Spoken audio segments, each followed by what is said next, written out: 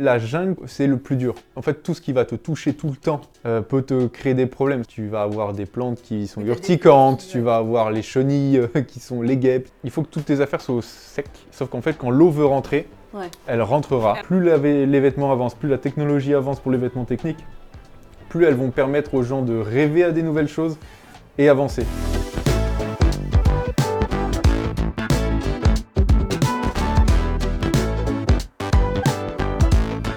Salut tout le monde, on se retrouve aujourd'hui dans un nouvel épisode de Dans le vestiaire 2, un format que vous adorez, qu'on avait mis en pause et qui est enfin de retour en 2023. Et pour cette reprise, j'accueille un invité très spécial.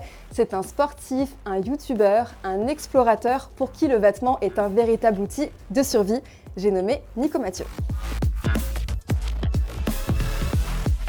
Salut! Salut, salut! Pour les personnes qui ne te connaissent pas encore, est-ce que tu peux te présenter, nous dire qui tu es, ce que tu fais? Alors du coup, moi je m'appelle Nico Mathieu, j'ai un peu moins de 30 ans, j'ai 29 ans, et je suis spécialisé un peu dans tout ce qui est exploration de biotopes extrêmes. Moi j'aime être polyvalent, donc je suis allé faire de la jungle, en ce moment je suis un peu dans l'océan, là dans une semaine je pars dans un désert, je pars à l'aventure dans des milieux peu connus, mais qui méritent à être plus connus. Alors aujourd'hui, donc notre format c'est Dans le vestiaire 2. On n'est pas venu à ton vestiaire, c'est ton vestiaire qui est venu à nous. Est-ce que tu peux nous dire en fait quel est ton rapport aux vêtements? Je pense que dans la vie de tous les jours, moi je suis quelqu'un d'assez sobre, c'est-à-dire que j'utilise pas tant de vêtements que ça. On va dire que je suis très 4 t-shirts, 2 jeans, 2 paires de chaussures dans ma vie de tous les jours. Après, je me suis beaucoup plus spécialisé dans le sport. Comme dit, je fais tellement de sport que là par contre, j'ai énormément de chaussures différentes pour tous les sports que je pratique. J'ai énormément de vêtements différents par rapport à chaque discipline, donc c'est quand même quelque chose plus que j'utilise dans le besoin que pour un style particulier. En fait, chez moi, j'ai vraiment une pièce dédiée à l'aventure, c'est comme un énorme bureau avec tout mon matériel, en plus de ma cave, mais en tout cas, j'ai une grande pièce chez moi pour ça. Donc, je dissocie les deux, parce que si je cherche quelque chose pour partir, on va dire que si on m'appelle à 20h et qu'on me dit demain ski de rando à 4h du matin, je dois savoir où sont mes affaires de ski de rando. Donc, je les dissocie et ça m'aide, en tout cas dans l'esprit, à pas trop me perdre. Alors aujourd'hui, du coup, tu es venu nous voir à Paris pour ce tournage. Est-ce que tu peux nous dire ta tenue du jour, ce que tu portes et comment tu l'as choisie, pourquoi tu t'es habillé comme ça? J'ai ma casquette que j'utilise en jungle depuis 2 ans, qui est encore en vie, c'est déjà plutôt pas mal. Grave en bon état pour une casquette qui était dans la jungle. Ouais, mais j'ai pris celle-là juste pour, voilà, comme ça, je me suis dit que ça peut être assez intéressant. En t-shirt, j'ai un t-shirt classique, je ne sais absolument pas d'où il vient. J'ai un jean Levi's couleur kaki et des Timberland, basket un peu sneakers, voilà, exactement. Pour gambader dans Paris. Et des chaussettes que j'utilise aussi dans la jungle. Ouais. Ah, donc tu as quand même des vêtements qui font le pont entre ce que tu utilises dans la jungle et ce que tu utilises dans la jungle urbaine qui est Paris. Uniqlo, 3,95 €, c'est celle où quand on va sur le site, c'est en laine, il y en a 25 couleurs. Du coup, elles sont en laine très longues comme ça, et en fait, même là, si vraiment je veux, et que je veux me protéger de beaucoup de piqûres, je peux les monter très hautes ou je peux les mettre très basses. Alors c'est pas très design, mais je m'en fous. Bon, c'est cool en vrai, la couleur elle est cool. Il faut savoir que dans la jungle, hormis les chaussettes, les 3 quarts du temps quand je suis pendant mon campement, je suis pieds nus. Parce qu'il faut reposer les pieds, etc. Mais c'est vrai que quand on marche, on est donc obligé de mettre quelque chose qui est agréable pour les pieds et qui évite tout frottement, tout plein de choses. Comme par exemple dans la jungle, petit tip, il ne faut pas de caleçon parce que c'est un enfer. Donc sinon ça frotte sur le côté et tu passe un très mauvais moment pendant tout le reste de l'aventure. Donc, moi, j'ai des chaussettes en laine très simples, montantes. Comme ça peut me permettre de me protéger de tout ce qui est assez coupant ou toutes les épines ou même, imaginons un petit serpent qui passe par là, même si ça ne protège pas tant, ça reste toujours mieux que rien. Le seul truc qui change par rapport à toutes aux chaussettes que je porte dans mon quotidien, c'est la couleur. Parce qu'en forêt, c'est très sombre. On ne se rend pas compte, mais sous la canopée, il y a au moins 40 mètres de canopée, donc le soleil passe très peu. Donc il faut quelque chose de flashy. Si on le cherche, on le trouve assez rapidement et on ne le perd pas. Du orange, en fait l'orange, ce qui est bien avec le orange, c'est que même s'il est mouillé, il reste orange. Alors que quand on prend du vert flashy, quand il est mouillé, il devient très sombre. Et comme tout est humide là-bas, il faut trouver quelque chose qui matche avec ça. Donc tu vas miser à fond sur la durabilité, mais aussi un confort absolu.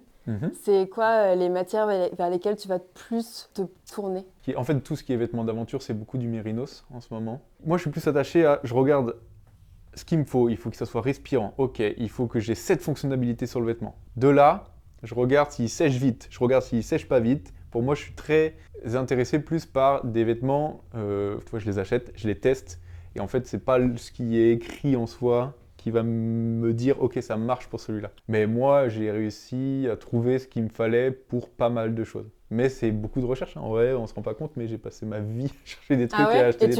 Et tu cherches encore? Oui, mais plus grand-chose. C'est vraiment les pièces, les masterpieces maintenant qui manquent. C'est quoi, du coup? Bah, les chaussures. Juste les chaussures? En vrai, honnêtement, pour la jungle, c'est que les Tu chaussures. es presque, du coup, au vestiaire idéal de Non. l'explorateur. Ouais, non, pour ça, je suis pas mal.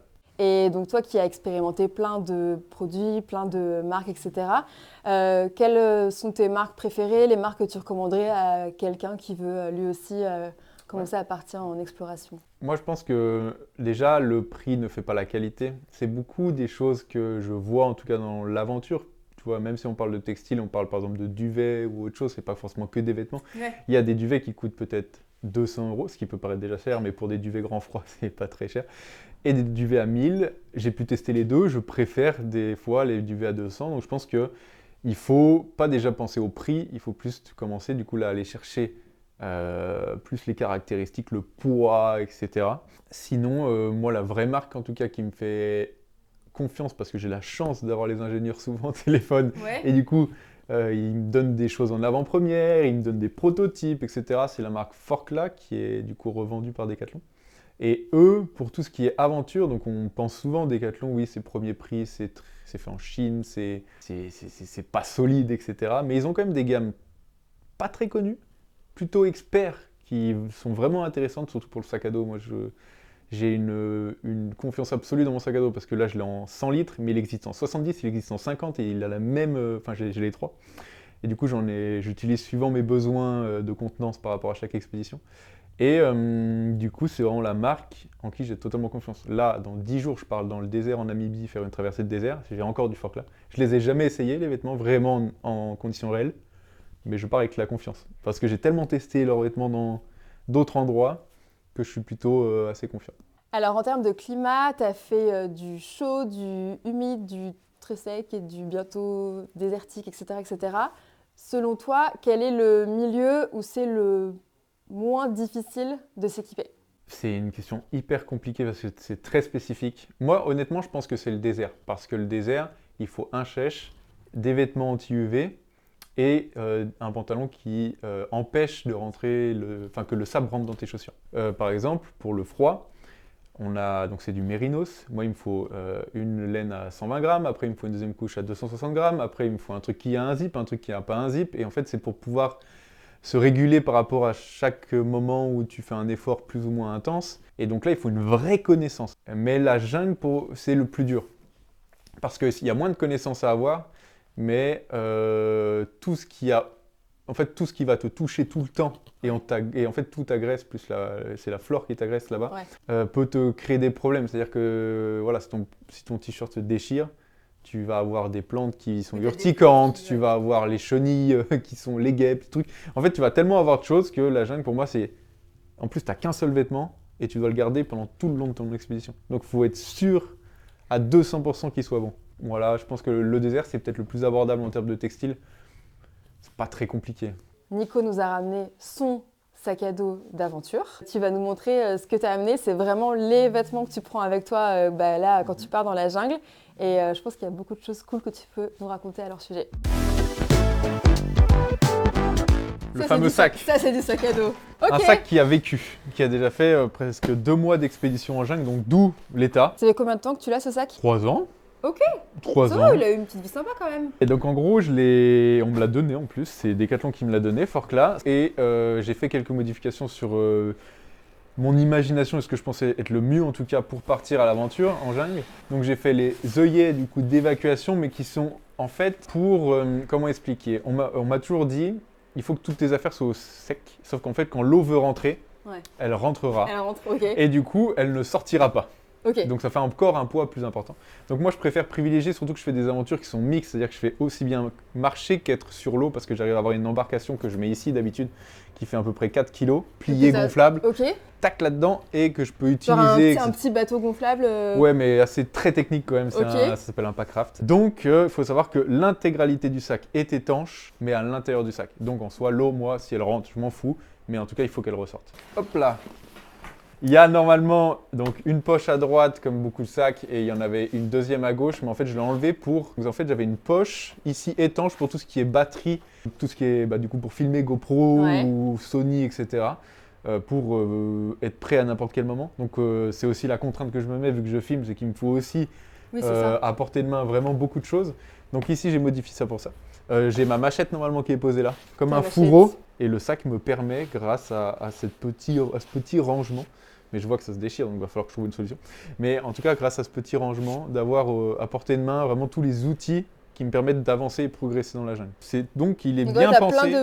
T'as plein de petites poches, etc. externes. Voilà, tout est pensé pour avoir tout à portée de main. Donc ça, c'est un sac hyper pratique. Donc le but, c'est qu'il soit aussi hyper résistant. Parce que là, il a l'air vieux, fatigué, mais le tissu, il est nickel. Oui, franchement, ça va. Il n'y a rien de déchiré. Tu sens qu'il a vécu, mais ces petites parties, mais je veux dire, le tissu principal, il est nickel, il n'y a aucun trou. C'est quoi du coup comme tissu J'en ai aucune idée en vrai. Ok. Est-ce que tu saurais? Conduration fournie, je pense. Ok. Je tiens à dire, en fait, on a Benoît, grand fan de sac à dos et cofondateur de Bonne Gueule, qui est dans un coin. Non, je suis là pour regarder, mais ouais, ça, je pense que effectivement, c'est un corduration fondonnier, donc c'est une matière en ripstop qui est très rustique, très éprouvée, qui coûte pas très cher, qui est facile à travailler. Voilà. Merci très bonne intervention. Merci l'expert. Et du coup, j'en profite pour vous dire que Benoît et Nico vont faire un podcast où ils vont vraiment aller encore plus dans le détail des vêtements techniques et d'exploration. Ce sera très bientôt disponible sur les plateformes de streaming et on vous mettra le lien dans la barre d'infos. Non, et puis du coup, après, ce qui est bien avec ce genre de sac, c'est que c'est un peu un truc à trésor. C'est-à-dire que j'ai mes vêtements que j'ai utilisés lors de ma dernière expédition. Donc, comme dit, elle a duré 32 jours. Donc, pendant 32 jours, j'ai dû choisir un seul haut, un seul bas, 4 paires de chaussettes quand même. Et du coup, une paire de chaussures, mais j'en ai utilisé qu'une seule sur les deux. Et j'en avais une deuxième, mais j'en ai utilisé qu'une seule sur les deux. Je suis hyper admiratif parce que moi, je suis du genre, quand je pars en vacances, même juste pour une semaine, à embarquer la moitié de ma garde-robe et j'arrive pas à faire un choix. Du coup, je pense que tu es vraiment l'anti-Nawel sur ce sujet. Bon, après, donc j'ai hâte de voir du coup quels sont à chaque fois les vêtements uniques que tu as choisis parce que je suis totalement fascinée. Non, c'est ça. Alors déjà, j'ai une paire de chaussures. Attends, je pense qu'on va enlever le sac et je vais les sortir petit à petit parce que vous avez déjà assez vu le sac. Les chaussures, tu nous as bien expliqué que tu n'avais pas encore trouvé les bonnes. Et non. Du coup, je pense que ça va être intéressant de savoir je vais sortir les deux. Quelles sont les choses justement qui ne vont pas. Je peux sortir les deux et dire ce qui va pas. Ces chaussures-là, c'est les meilleures que j'ai jamais trouvées. Ok. Parce qu'en fait, elles sont pas en Gore-Tex. Si vous voulez voir, il y en a qui ont vécu, mais je veux dire, c'est la même chaussure. Sauf que la seule différence, c'est qu'en termes de textile, celle-ci, c'est un tissu classique et celle-ci, c'est du Gore-Tex. Le Gore-Tex, c'est fait pour éviter que l'eau rentre, mais qu'une fois que l'eau est rentrée, elle ne sortira jamais. Ouais. Ça t'évite quand même aussi de transpirer. Donc, c'est vraiment bien le Gore-Tex dans certaines situations. Mais en tout cas, pour moi, ça ne matche pas du tout avec l'expédition. Ouais. Pour moi, vu que le vrai problématique, c'était il ne faut vraiment pas que je me fasse une cheville, je suis parti là-dessus. J'ai fait une grosse modification, donc c'était du Gore-Tex, c'était un risque à prendre et je pense que je ne le referai pas. Je partirai là-dessus. Ok. Je les ai modifiés, on va pouvoir vous le montrer, je pense en plus gros plan, mais il y a des trous de partout ici. Ah ouais.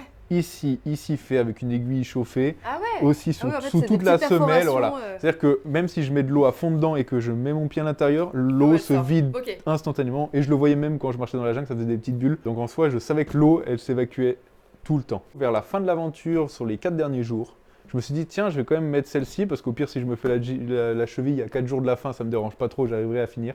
Mais j'étais quand même beaucoup mieux dedans, quoi. Beaucoup mieux dedans, ouais.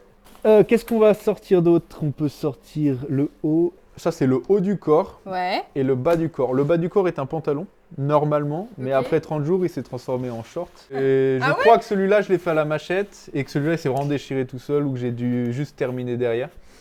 Parce que ça pendouillait. Franchement, je veux pas dire, mais c'est quand même assez symétrique pour du DIY en direct live de la jungle. Ouais, j'essaye d'être... tu sais, il faut savoir que comme j'y ai passé, je sais plus combien d'heures, on va dire plus de 400, j'avais du temps le soir pour faire ça propre. Il a des vraies fonctionnalités quand il est en pantalon. C'est-à-dire que dans l'autre bout, je ne vais pas pouvoir vous le montrer malheureusement, mais il y a des guêtres. C'est-à-dire que c'est cousu à l'intérieur. Et ça te prend tout le pied. Donc en gros, quand tu le mets sur ta chaussette ou directement au-dessus de ta chaussure. Et par contre, ce qui est aussi bien sur ce pantalon, c'est vraiment le côté aération qu'il a du coup. Oui, sur les côtés là. Est coupé, normalement il est serré. Ouais. et qui te permet... Ça va jusqu'en bas de ta cheville du coup? Non, C'est tout ça le long? s'arrête vraiment, on peut pas trop le montrer, mais ça s'arrête juste là. Ok. Ça te permet de respirer et d'être plus... De toute façon, les expéditions, c'est toujours chercher du confort et le plus possible, même quand il n'y en a pas. Après, on a un t-shirt qui est plutôt classique avec du mérinos et du synthétique. Un mix des deux. C'est ça. Ça, c'était du coup celui que j'avais en backup. Comme je dis, il faut toujours en avoir deux. Donc celui-là était dans un sac étanche pendant toute l'expédition et je ne l'ai jamais remis depuis, comme quoi, ça se voit. Et donc là, Oui, lui, il est un peu condamné. il est il est très propre. Il est quand même en bon oui, état. j'ai l'autre. Donc t'as son frère jumeau qui lui que t'as porté. Ouais, lui c'est un peu le truc. Lui il est un peu plus punk Je suis quoi. très fier de celui-là. Bien Parce qu'il sûr. faut savoir que du coup, comme là, le trou est immense. Oui, en fait, à chaque trou là, ça veut dire que dessous ta peau elle a pris cher direct. Ouais, tout de suite instantanément. Parce que t'as ouais. qu'une couche en fait en haut.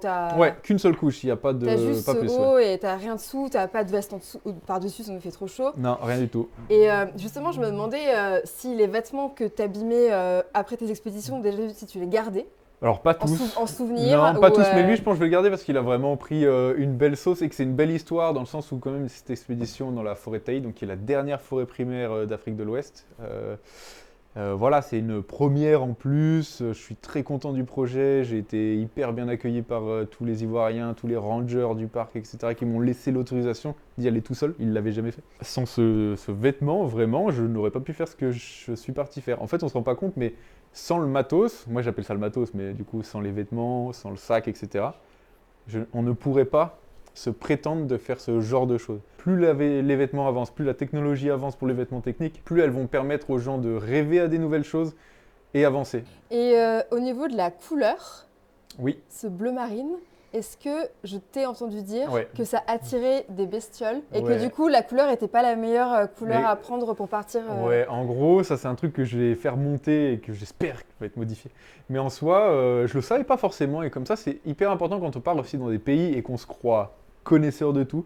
C'est qu'en fait, il y a des locaux qui vivent là depuis peut-être toute leur vie et qui m'ont dit pourquoi tu pars en bleu? Je fais bah je sais pas, Oui, c'est j'ai une que ça. couleur assez basique. En Ouais, en vrai plus que tu te elle dis, rend bien et c'est- tout. Et ils ça m'ont se fait dit, du fluo, c'est- nous quand on porte du bleu, on attire les temps et les moustiques 1000 fois plus que quand on a d'autres Mais je couleurs. pense que personne ne sait ça. Et en fait, je l'ai aussi expérimenté. C'est-à-dire qu'il y a eu des journées où j'avais des tentes partout. Je ne peux pas dire si j'avais une autre couleur.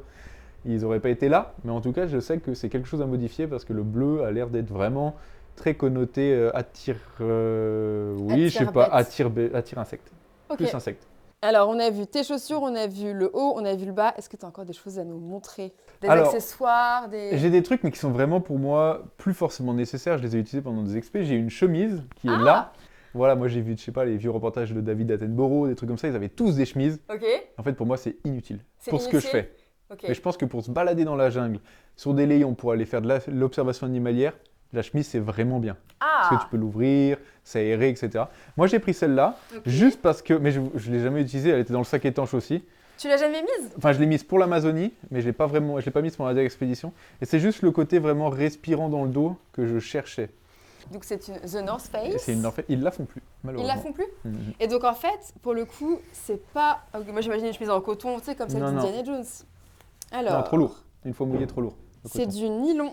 Et en fait, ce qui est aussi important dans les chemises, c'est les coutures. C'est-à-dire que sur les épaules, avec les sacs à dos, vu que le sac à dos est lourd, ça écrase les coutures.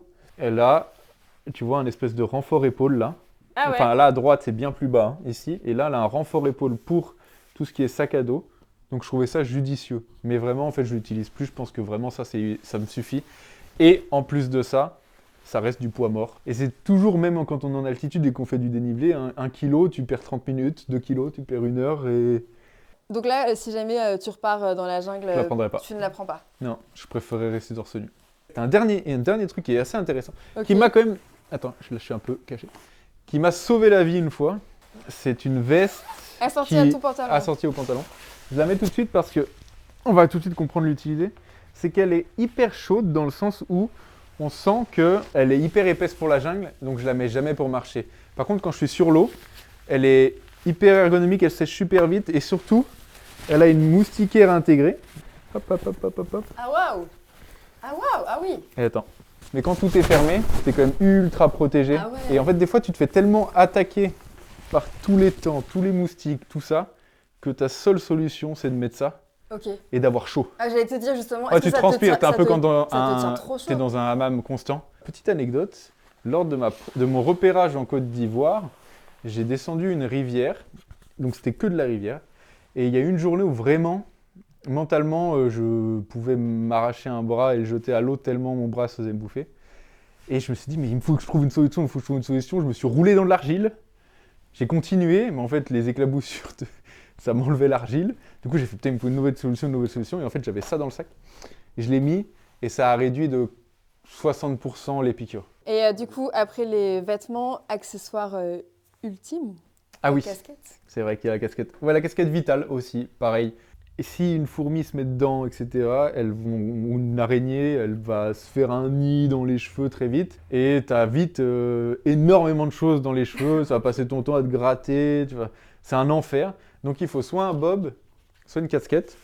Et il faut une casquette qui soit pratique, avec de l'aération. Donc moi j'ai choisi comme d'hab le côté pratique. Et du coup tes cheveux sont un sacré écosystème pour pas mal de flore et de faune et de tout ce qui peut exister. Donc c'est important de le protéger un maximum. Eh ben Nico, merci pour tout, c'était très clair, c'était trop intéressant. Et est-ce que tu veux un peu nous parler de ton actu, ce qu'on pourra voir bientôt, prochainement? J'ai parlé de la jungle, c'est vrai, et de tout le projet en fait que j'ai fait du coup de novembre à décembre 2022 à découler ses vêtements, l'état de ses vêtements. Et en tout cas, ça va être un gros doc qui est en cours de montage, qui va sortir fin d'année, j'espère. Ça se trouve plus tard, mais j'espère fin d'année. Donc il faudra juste rester à l'affût. J'ai déjà posté beaucoup de photos, en tout cas sur les réseaux. Et voilà, il y avait des histoires incroyables. J'ai des anecdotes de ouf.